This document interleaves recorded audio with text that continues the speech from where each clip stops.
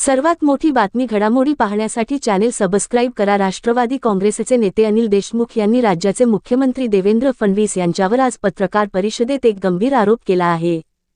त्यांनी सांगितले की विधानसभा निवडणुकीदरम्यान त्यांच्या वाहनावर झालेल्या हल्ल्याच्या प्रकरणात नागपूर ग्रामीण पोलिसांनी तज्ज्ञांच्या फॉरेन्सिक अहवालाकडे जाणीवपूर्वक दुर्लक्ष केले आणि राजकीय दबावाखाली बिसमरी अहवाल न्यायालयात सादर केला।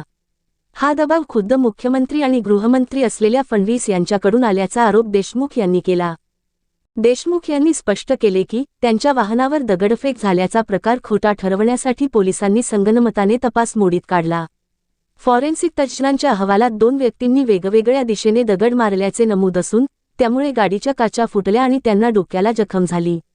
हे स्पष्ट असूनही पोलिसांनी हा अहवाल बाजूला ठेवून एका खाजगी कंपनीच्या व्यवस्थापकाचे मत घेऊन घटना घडलीच नाही असा अहवाल बिसमरी तयार केला। फॉरेन्सिक अहवालानुसार हल्ला झाल्याचे स्पष्ट दिसते, पण तरीही पोलिसांनी त्याकडे दुर्लक्ष करत खोटा अहवाल न्यायालयात सादर केला।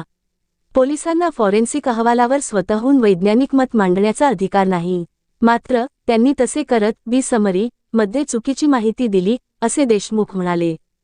पोलीस अधीक्षकांनी तपास पूर्ण होण्याआधीच पत्रकार परिषद घेऊन विरोधकांच्या आरोपांप्रमाणेच हल्ला खोटा असल्याचे भासवले।